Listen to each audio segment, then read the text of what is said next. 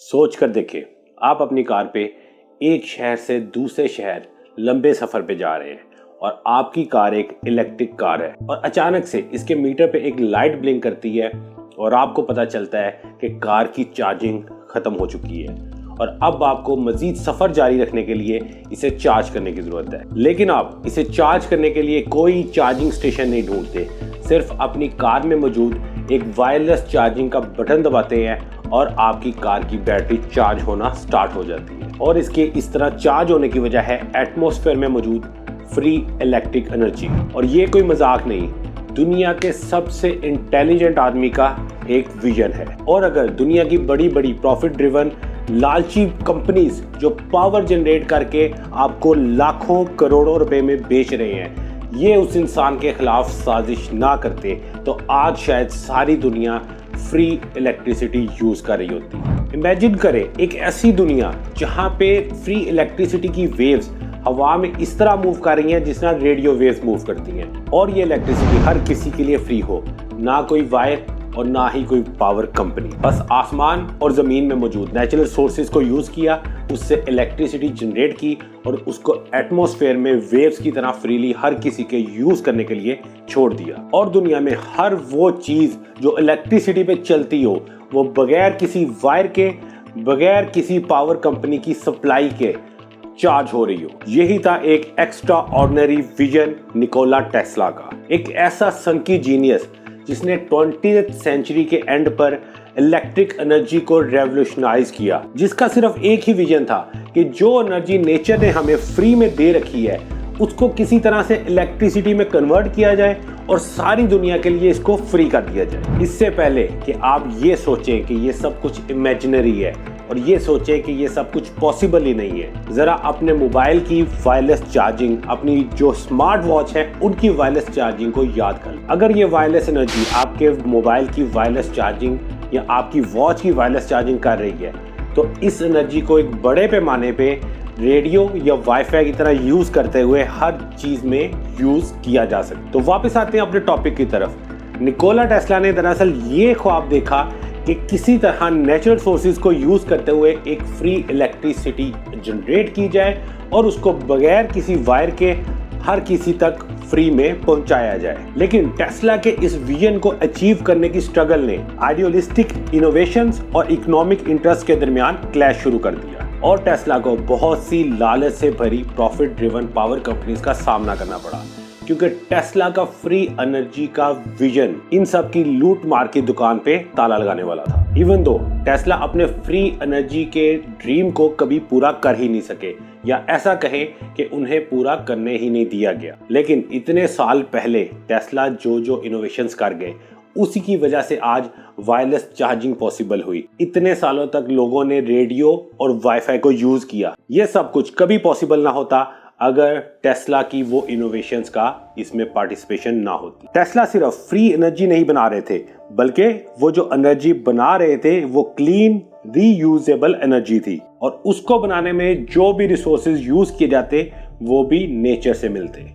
और फिर इस एनर्जी को वायरलेसली पूरी दुनिया में ब्रॉडकास्ट कर दिया जाता। निकोला टेस्ला 1856 में क्रोएशिया में पैदा हुए और बचपन से ही उन्हें इलेक्ट्रिसिटी और इस तरह की इनोवेशंस में इंटरेस्ट रहा, जबकि उस टाइम ना कोई इसके बारे में ज्यादा बात करता था और ना ही इतने रिसोर्सेज मौजूद थे। और वक्त गुजरने के साथ साथ जैसे ही टेस्ला ने अपनी इंजीनियरिंग कंप्लीट की, उन्होंने अपनी फील्ड से रिलेटेड सबसे बड़े नाम कॉन्टिनेंटल एडिसन कंपनी में काम करना स्टार्ट कर दिया। ये वही एडिसन कंपनी है जिसको फेमस थॉमस एडिसन ने बनाया। और फिर 1884 में आखिर वो न्यूयॉर्क पहुंचे और थॉमस एडिसन के साथ काम करना स्टार्ट कर दिया। टेस्ला ने डीसी करंट सिस्टम बनाने में एडिसन की बहुत ज्यादा हेल्प की, लेकिन टेस्ला की सोच एडिसन की तरह लिमिटेड नहीं थी और टेस्ला ने एडिसन के साथ अपने out of the box vision का जिक्र किया और बस यहीं से दोनों में इख्तिलाफ स्टार्ट हो गया। दोनों के रास्ते अलग अलग होना स्टार्ट हो गए, क्योंकि उस वक्त एडिसन डीसी करंट सिस्टम पे काम कर रहे थे और टेस्ला एसी करंट सिस्टम पे काम करना चाहते थे। दोनों में पर्सनैलिटी डिफरेंस भी बहुत ज्यादा था और दोनों की सोच में भी बहुत ज्यादा डिसएग्रीमेंट था और ये डिसएग्रीमेंट इतना बढ़ता गया कि आखिरकार टेस्ला को एडिसन कंपनी छोड़ना पड़ी। टेस्ला अल्टरनेटिंग करंट यानी कि एसी के ऊपर काम करना चाहते थे, जो एडिसन के डीसी यानी कि डायरेक्ट करंट से बहुत ज्यादा बेहतर थी और आज भी हम एसी करंट का ही ज्यादातर यूज कर रहे होते हैं। 1885 में टेस्ला ने आखिरकार अपनी खुद की कंपनी बनाने का फैसला किया जिसका नाम रखा गया टेस्ला आर कंपनी और फिर यहां उन्होंने एसी पावर सिस्टम पे काम करना शुरू किया और सिर्फ 2 साल में 1887 में टेस्ला ने एसी इंडक्शन मोटर्स और स्पेशल एसी डिस्ट्रीब्यूशन सिस्टम के पेटेंट भी हासिल कर ली और ये थी शुरुआत उस एसी करंट सिस्टम की जो आज भी हम हर जगह यूज कर रहे हैं। और फिर इसके बाद स्टार्ट होता है war of the currents, AC और डीसी करंट का वॉर कि इनमें से कौन सा बेहतर है, टेस्ला का एसी करंट या एडिसन का डीसी करंट। एक तरफ था टेस्ला का एसी करंट, अल्टरनेटिंग करंट, जो हर हाल में बेहतर साबित होने वाला था एडिसन के डीसी करंट सिस्टम से। टेस्ला ने जॉर्ज वेस्टिंगहाउस के साथ टीम अप किया और दुनिया को बताया कि कैसे एसी इलेक्ट्रिक सिस्टम को लॉन्ग डिस्टेंस तक डिस्ट्रीब्यूट करने के लिए एडिसन के डीसी सिस्टम से बेहतर बनाया जा सकता है। और फिर दुनिया ने देखा कि कैसे एसी करंट सिस्टम ने एडिसन के डीसी करंट सिस्टम से बहुत बेहतर शहरों के शहर और घरों के घर रोशन कर दी। अगर आपको एसी और डीसी करंट का डिफरेंस नहीं पता तो मैं इस वीडियो का लिंक डिस्क्रिप्शन में दे दूंगा। इसमें मैंने डिटेल में बताया है कि एसी और डीसी सिस्टम में क्या फर्क होता है और कौन सा ज्यादा बेहतर है। तो वीडियो पूरी होने के बाद आप डिस्क्रिप्शन में जाके ये लिंक चेक कर सकते हैं। टेस्ला के एसी सिस्टम ने एसी मोटर, जनरेटर्स, ट्रांसफार्मर्स और ट्रांसमिशन लाइंस से पूरी दुनिया में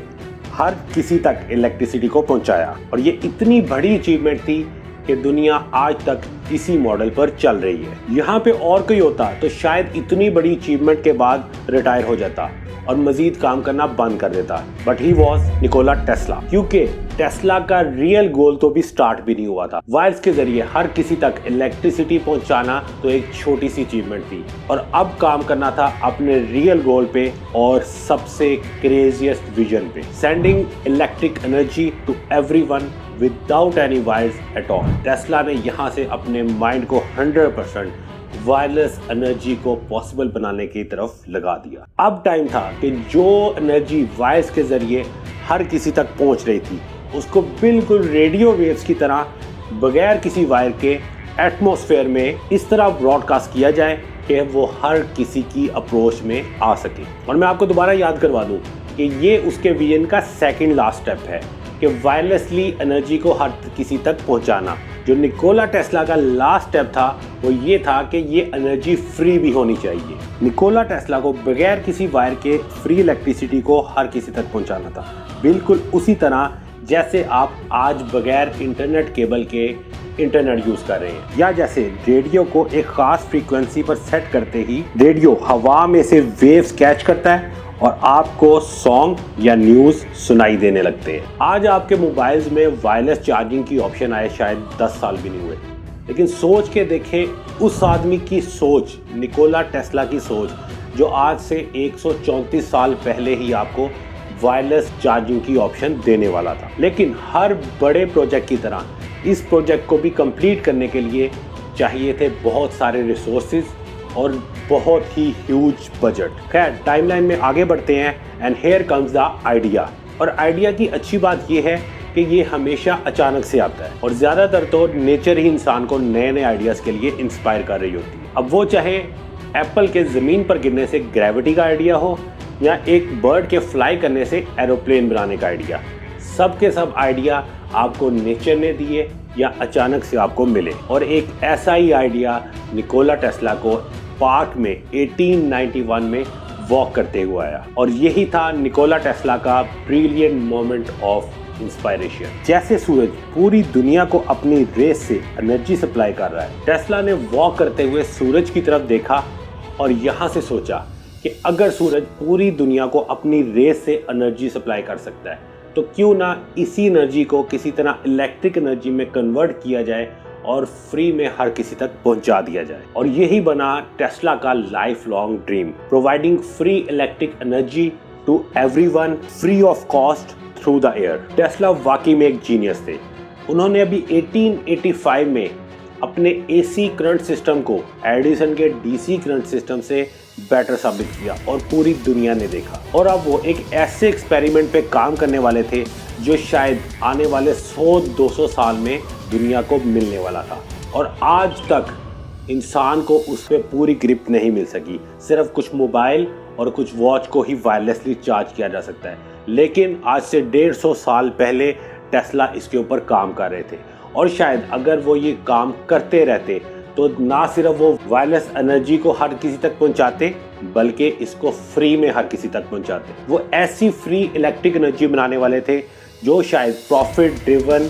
पावर कंपनीज की दुकान इतने साल पहले खुलने से पहले ही बंद कर देते। ऐसी कंपनी जो आज हमारे लाखों करोड़ों रुपए लूट चुके हैं सिर्फ इलेक्ट्रिक एनर्जी के नाम पे, और ये चीज़ टेस्ला फ्री में सप्लाई करने वाले थे।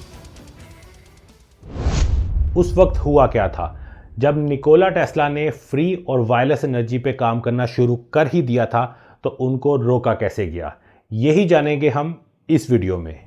लेकिन उससे पहले अगर आपको इस वीडियो को अच्छी तरह से समझना है तो पहले जाके इसका पार्ट 1 देख लें। उसके अंदर डिटेल में निकोला टेस्ला की स्टार्टिंग बताई गई है, तो चैनल को सब्सक्राइब करें और इसका जाके पार्ट 1 देख लें। मैं उसका लिंक डिस्क्रिप्शन में भी दे दूंगा और वीडियो के एंड पे भी उसका लिंक आपको मिल जाएगा। तो जैसा कि मैंने आपको लास्ट पार्ट में भी बताया कि टेस्ला ने अपने एसी यानी कि अल्टरनेटिंग करंट को एडिसन के डीसी यानी डायरेक्ट करंट से बेहतर साबित किया, और आज तक हमारा घर हो, मार्केट्स हो या इंडस्ट्री हो, हर जगह हम एसी करंट सिस्टम का ही इस्तेमाल कर रहे हैं, और ये एडिसन के डीसी करंट सिस्टम से काफ़ी हद तक बेहतर भी है, बस कुछ डीसी मोटर्स वगैरह को छोड़ के। और मैंने आपको अपनी सोलर एनर्जी वाली वीडियो में भी बताया था कि कैसे आपकी सोलर प्लेट्स जो एनर्जी जनरेट कर रही हैं वो डीसी करंट है, और उसको आगे एसी में कन्वर्ट करने के लिए आपको इन्वर्टर लगाना पड़ता है ताकि वो डीसी करंट एसी में कन्वर्ट हो और आपके घर में जितनी भी एसी करंट पे मौजूद अप्लायंसेस है उसमें आप इसको यूज़ कर सकें। और फिर टेस्ला ने अपने एसी करंट सिस्टम को बेटर प्रूफ करने के बाद अपने रियल गोल यानी कि वायरलेस एनर्जी सिस्टम और फ्री एनर्जी सिस्टम की तरफ गौर करना शुरू किया, और वो मिशन था sending electricity through the air over long distance without using any wire at all. Electricity को बगैर किसी वायर के दूर दराज एरियाज तक पहुंचाना, वो भी सिर्फ हवा के जरिए। बिल्कुल उसी तरह जिस तरह रेडियो वेव्स को या रेडियो सिग्नल को किसी दूर दराज गाँव में भी पहुंचाया जा सकता है। और 1890 में टेस्ला ने न्यूयॉर्क सिटी में मौजूद अपनी लैब में वायरलेस एनर्जी पे काम करना शुरू किया, और उन्होंने स्टडी करना शुरू किया कि दो मेटल प्लेट्स के दरमियान जो गैप होता है उसमें करंट कैसे बिहेव करता है,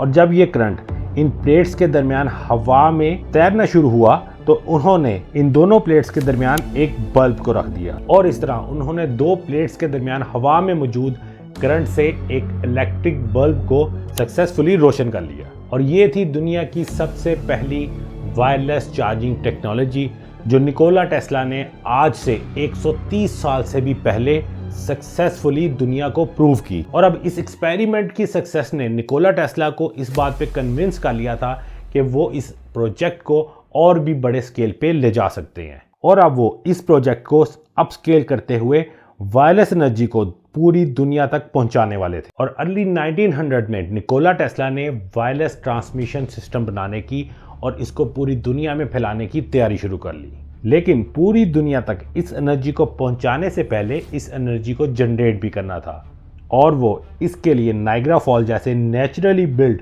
हाइड्रो इलेक्ट्रिक डैम्स का यूज़ करना चाहते थे। ज़रूरत थी बस इसके नीचे जहाँ पानी गिर रहा है वहाँ टर्बाइन्स लगाकर इसे हाइड्रो इलेक्ट्रिक प्लांट में कन्वर्ट करने की। और आज भी शायद बहुत से लोगों को यही लगता होगा कि नाइग्रा फॉल्स सिर्फ एक खूबसूरत टूरिस्ट प्लेस है। उनको ये बिल्कुल नहीं पता कि नाइग्रा फॉल्स का जहाँ पानी गिर रहा है वहाँ पे एक प्रॉपर सिस्टम इंस्टॉल है जो इसको एक हाइड्रो इलेक्ट्रिक प्लांट में कन्वर्ट करता है, और यहाँ से एक बड़े पैमाने के ऊपर पावर जनरेट करके यूज़ भी की जा रही। ये नेचर का बनाया हुआ एक परफेक्ट हाइड्रो इलेक्ट्रिक प्लांट है, और इसे सिर्फ और सिर्फ रेगुलर मेंटेनेंस की ज़रूरत है और कुछ भी नहीं। और टेस्ला वर्ल्ड वाइड ऐसे ही पॉइंट्स को ढूंढकर उनसे फ्री एनर्जी जनरेट करना चाहते थे और उसको वायरलेसली पूरी दुनिया में पहुंचाना चाहते थे। और अगर आप चाहते हैं कि मैं नाइग्रा फॉल्स के नीचे मौजूद इस पावर जनरेशन सिस्टम के ऊपर एक अलग से वीडियो बनाऊं तो उसके बारे में मुझे कमेंट्स में बताइए। अगर ज़्यादा कमेंट्स होंगे तो मैं ज़रूर उसके बारे में एक अलग से पूरी वीडियो बनाऊंगा, क्योंकि मैं श्योर हूं कि बहुत कम लोगों को पता है कि नायग्रा फॉल एक खूबसूरत टूरिस्ट पॉइंट के अलावा अमेरिका और कनाडा के लिए बहुत इंपॉर्टेंट पावर सोर्स भी है। और यहाँ पे आप सबके लिए एक क्वेश्चन भी है कि नायग्रा फॉल से जो भी एनर्जी जनरेट होती है इसको कनाडा यूज़ करता है या अमेरिका, क्योंकि ये दोनों के बॉर्डर के ऊपर आती है और इसको किसी कंट्री ने नहीं बनाया, नेचर ने बनाया है। तो मुझे इस सवाल का जवाब ज़रूर दें कि इससे जो एनर्जी जनरेट होती है वो इन दोनों मुल्कों में से किस मुल्क के काम आ रही है। तो स्टोरी पे वापस आते हैं। निकोला टेस्ला इस हाइड्रो इलेक्ट्रिक प्लांट या जो भी पॉइंट्स उनको मिलते उनसे मिलने वाली एनर्जी को बड़े बड़े टावर्स के जरिए वायरलेसली हर किसी तक पहुंचाना चाहते थे, ताकि इलेक्ट्रिसिटी कैरी करती हुई इलेक्ट्रोमैग्नेटिक वेव्स किसी रेडियो वेव की तरह दूर दराज समुंदर के पार डिफरेंट कॉन्टिनेंट्स में बगैर किसी वायर के पहुंचाई जा सके और पूरी दुनिया में कोई भी इंसान इस हवा में उड़ती हुई इलेक्ट्रिसिटी को अपनी कोई मोटर चलाने में, कोई बल्ब जलाने में या किसी भी डिवाइस को जो इलेक्ट्रिसिटी पे चलती हो उसको चलाने में फ्री में यूज़ कर सके। और वो इसके साथ साथ इस बात पे भी गौर कर रहे थे इस वायरलेस इलेक्ट्रिसिटी को यूज़ करने वाला हर इंडिविजुअल इसको प्रॉपर्ली कंट्रोल भी कर सके। जो भी इलेक्ट्रिसिटी पे चलने वाली डिवाइस हो उसके ऊपर एक एक्स्ट्रा डिवाइस लगाई जाए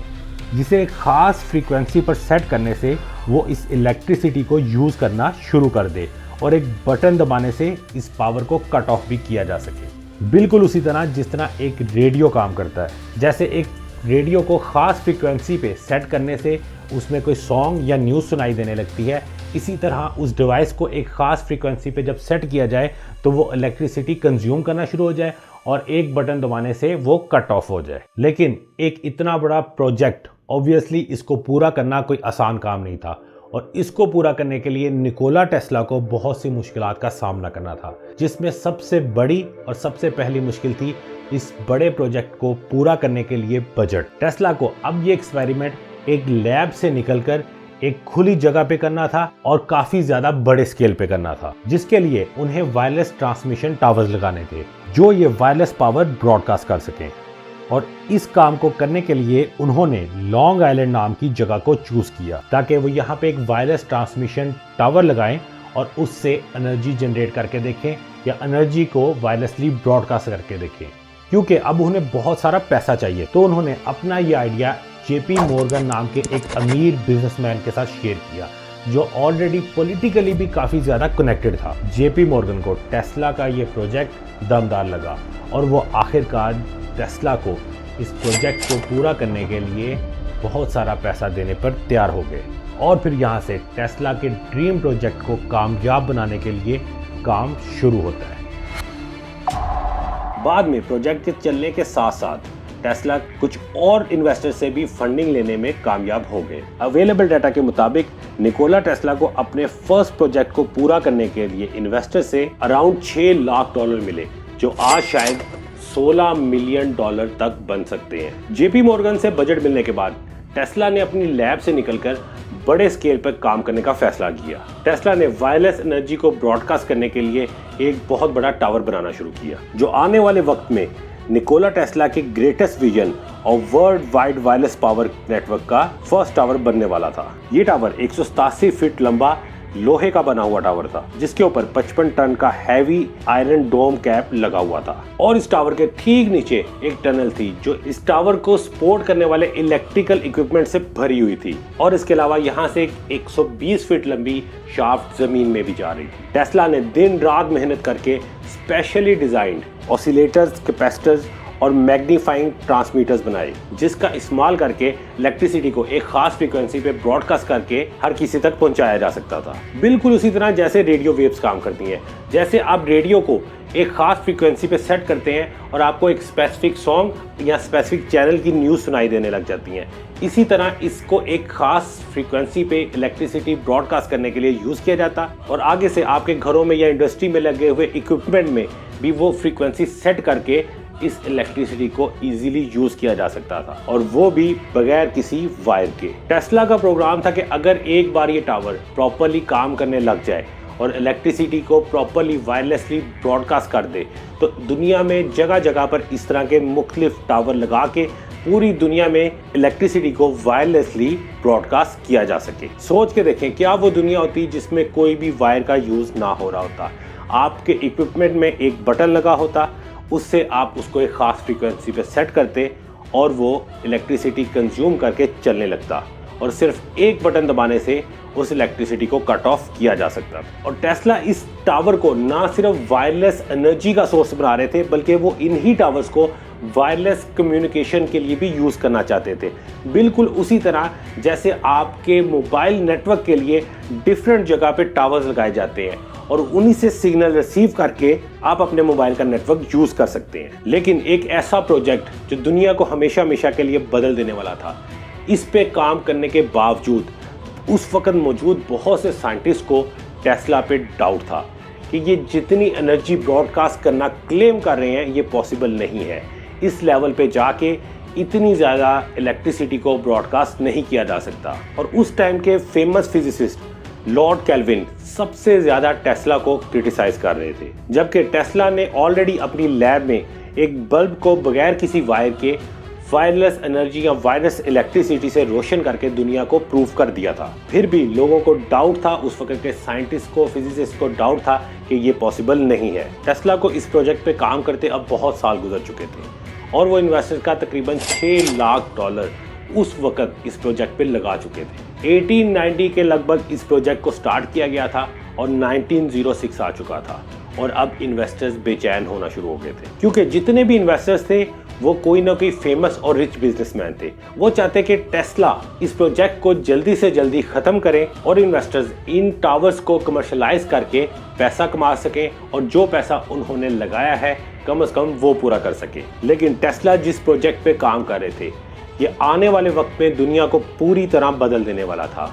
ना ये आसान था और ना ही ये सस्ता था। टेस्ला अब अपनी मंजिल के और करीब आते जा रहे थे, लेकिन जेपी मॉर्गन और बाकी इन्वेस्टर्स ने बेचैन होके, इम्पेशेंट होके अपना हाथ खींच लिया और मजीद बजट देने से इनकार कर दिया। और निकोला टेस्ला को अपना ये प्रोजेक्ट लैक ऑफ फंडिंग और लैक ऑफ रिसोर्सेज की वजह से बीच में ही बंद करना पड़ा, जबकि उनके इरादे भी पुख्ता थे और वो कॉन्फिडेंट भी थे कि वो अपने इस ड्रीम प्रोजेक्ट को, वायरलेस और फ्री एनर्जी को हर किसी तक पहुंचाने में कामयाब हो जाएंगे। और आज भी बहुत से एक्सपर्ट्स का कहना है निकोला टेस्ला जिस प्रोजेक्ट पे काम कर रहे थे, अगर उस काम को जारी रखा जाता, इनकी फंडिंग ना रोकी जाती, तो वो उन टावर से वायरलेस एनर्जी को ब्रॉडकास्ट करने में कामयाब हो सकते थे। लेकिन फंडिंग ना होने की वजह से टेस्ला को अपना ये प्रोजेक्ट अबैंडन करना पड़ा, क्योंकि टेस्ला का ये जो प्रोजेक्ट, उनका ये विजन, ये ड्रीम दुनिया को बदल तो देता, ये बहुत काम का भी था, लेकिन ये प्रोजेक्ट उस वक्त भी अपने टाइम के लिहाज से, अपने ज़माने के लिहाज से बहुत एडवांस था और लोगों को आसानी से समझ आ जाने वाला नहीं था। सोच के देखें कि अगर आज से 10 या 20 साल पहले जब आप लैंडलाइन यूज़ कर रहे थे, उस वक्त कोई कहता है कि मोबाइल आ जाएंगे और वो मोबाइल भी वायरलेसली चार्ज हो सकेंगे, तो आप कभी भी बिलीव ना करते। और ये बात हो रही है 130 साल से भी पहले की, तब के लोग कैसे बिलीव करते। टेस्ला अपने ज़माने के लिहाज से बहुत एडवांस जा रहे थे, ना कोई इन पे बिलीव करना चाहता था और ना ही इन्वेस्टर्स में इतना सब्र था। लेकिन फिर भी टेस्ला ने जो जो इनोवेशंस की, उन्होंने भी दुनिया को बदल के रख दिया। वो चाहे रेडियो कंट्रोल व्हीकल्स का कॉन्सेप्ट हो, जिससे आज हम अपने एरोप्लेन्स को रिमोटली कंट्रोल कर रहे हैं, या एसी करंट सिस्टम हो जिसको आज हमारी इंडस्ट्रीज में और हमारे घरों में यूज़ किया जा रहा है। और आज वैसे भी आपके मोबाइल की वायरलेस चार्जिंग, आपकी वॉच की वायरलेस चार्जिंग ने ये प्रूव कर लिया है कि अगर इसी प्रोजेक्ट को एक बड़े स्केल पे किया जाए तो वायरलेस एनर्जी को ब्रॉडकास्ट किया जा सकता है। और अगर टेस्ला को उस टाइम फंडिंग दे दी जाती, उनको ना रोका जाता, उनको गवर्नमेंट सपोर्ट होती और माफियाज उनके खिलाफ साजिशें ना करते, तो आज शायद हम एक अलग दुनिया में जी रहे होते। आपको क्या लगता है कि टेस्ला को उस वक्त मिलने वाला बजट प्रोजेक्ट के लेट हो जाने की वजह से रोक लिया गया, या इसके पीछे किसी माफिया की साजिश थी? इसके बारे में हमें कमेंट्स में लाजमी बताएं कि इन दोनों पॉसिबिलिटीज में से कौन सी पॉसिबिलिटी हो सकती है। और अगर आपको ये वीडियो पसंद आई है तो वीडियो को लाइक करें और ये इस तरह का जो रेड बटन आपको स्क्रीन पे नज़र आ रहा है, इसको क्लिक करके सब्सक्राइब करें ताकि ऐसी मजीद वीडियोस आप तक पहुंच सके। अभी मैं मिलूंगा आपसे एक नई वीडियो में। Thank you for watching.